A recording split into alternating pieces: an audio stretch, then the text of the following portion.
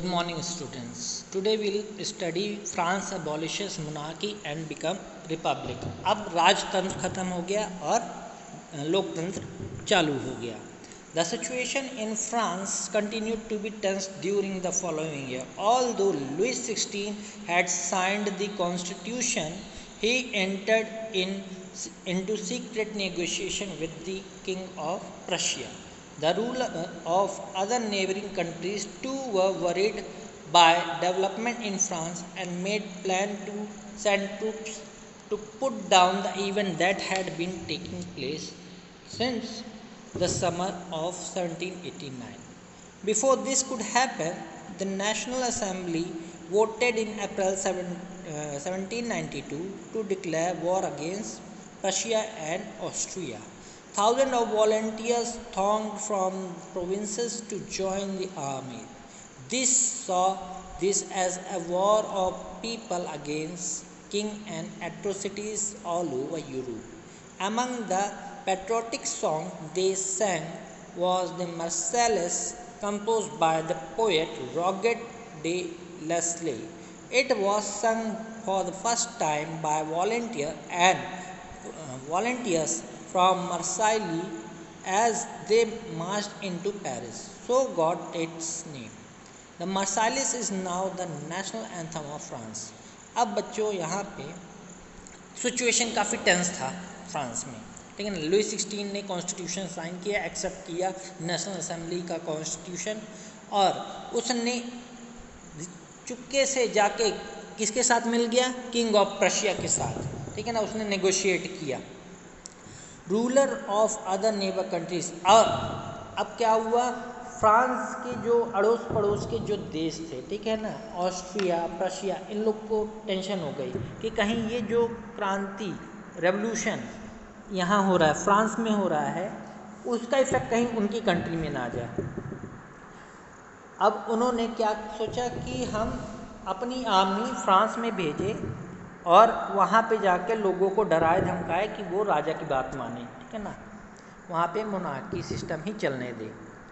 लेकिन ऐसा कुछ होता उसके पहले ही फ्रांस की नेशनल असेंबली ने वोट कराया और बोला कि प्रशिया ऑस्ट्रिया पर अटैक करो. अब इन्होंने थाउजेंड ऑफ वॉलंटियर्स को, वॉलंटियर मतलब जो वहाँ के कॉमन पीपल है, जगह जगह से, सब जगह से छोटे मोटे जो मजदूर थे, इन वर्ग को क्या किया? आर्मी में ज्वाइन किया. और ये देखने में ऐसे लग रहा था जैसे कि किंग और जो एट्रोसिटीज़ हो रही थी और ओवर यूरोप में, ये इसका विद्रोह, ठीक है. अब सभी लोग मर्साइलेस से क्या करते हैं? मार्च करते हैं. कहाँ? पेरिस की ओर.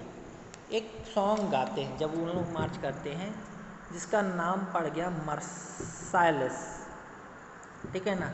अब उस मर्साइलेस को इन्होंने नेशनल एंथम फ्रांस का बना दिया. अब इस रेवोल्यूशन से काफ़ी सारा लॉस हुआ, ठीक है ना. क्यों? क्योंकि सभी जो मैन पावर था वो कहाँ था? वो तो लड़ाई करने चला गया था, आर्मी में भर्ती हो गया था. अब यहाँ पे औरतों को ऊपर जिम्मेदारी आ गई घर चलाने की, ठीक है ना, अपना लाइवलीहुड अर्न करने की. अब ज़्यादातर पॉपुलेशन को ये लगता था ये रेवोल्यूशन चलते रहना चाहिए. क्यों चलते रहना चाहिए? क्योंकि जो कॉन्स्टिट्यूशन बना था 1791 का, उसमें केवल रईसों को ही केवल वोट देने का अधिकार था, उन्हीं के पास अधिकार था. अब यहाँ पे कुछ पॉलिटिकल क्लब्स भी सामने आए, आगे बढ़ के आए, रेवोल्यूशन में पार्ट लिया. वो पॉलिटिकल क्लब कौन कौन से थे? पहला था जैकोबिन्स, ठीक है ना. दूसरा जेरेंडियंस थे. फिर कुछ औरतों ने भी, फ्रांस की औरतों ने अपना छोटा मोटा क्लब बनाया, लेकिन इसमें सबसे सक्सेसफुल था जैकोबिन्स, ठीक है ना. अब जैकोबिन्स क्लब, ये इनको नाम मिला convent of Jacob in Paris. ये एक जगह का नाम है जहाँ से उनको अपने क्लब का नाम मिला. अब यहाँ पे वुमेन्स भी काफ़ी एक्टिव थी, उन्होंने अपना एक क्लब बनाया. आपको पूछा जाएगा क्वेश्चन में कि वुमेन्स ने जो क्लब बनाया था उसका क्या नाम था, वो आगे हम लोग जानेंगे, ठीक है ना.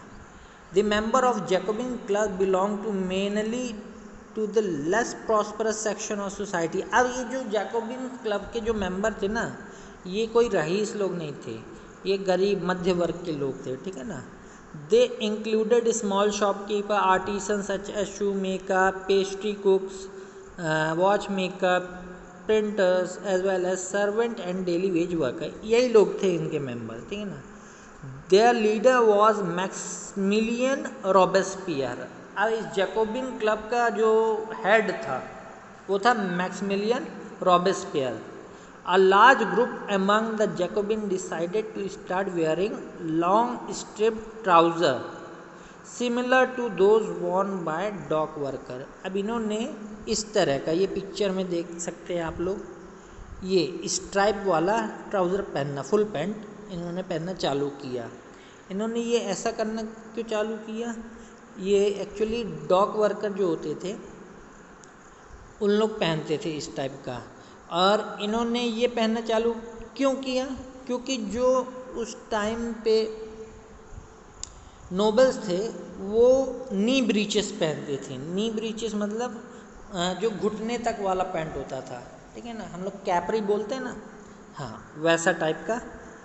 उन लोग कौन? नोबल लोग जिनके पास पावर थे, ठीक है ना। ये एक तरह से विद्रोह था, ठीक है ना, उनसे अलग होने का। यहाँ पे कॉन्वेंट का मतलब दिया हुआ है आपको, है ना। अब आगे आते हैं। It was a way of proclaiming the end of power wielded by wearer of knee breeches। ये केवल एक घोषणा थी, ये जो इन्होंने स्ट्राइप्स वाला ट्राउज़र पहनना चालू किया था, एक घोषणा थी किस चीज़ की? कि ये जो नी ब्रीचेस है इनके पास से पावर का अंत करने के लिए, उनकी पावर ख़त्म करने के लिए इन्होंने अपना अलग होना चालू किया। दी जैकोबिन्स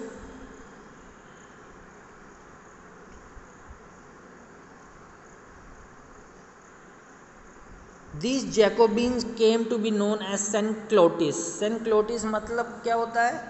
ऐसे व्यक्ति जो फुल पैंट पहनते हैं उनको सेंट-क्लॉटिस कहा गया। Literally meaning those without knee breeches, knee breeches ना पहनने वाले, सेंट-क्लॉटिस।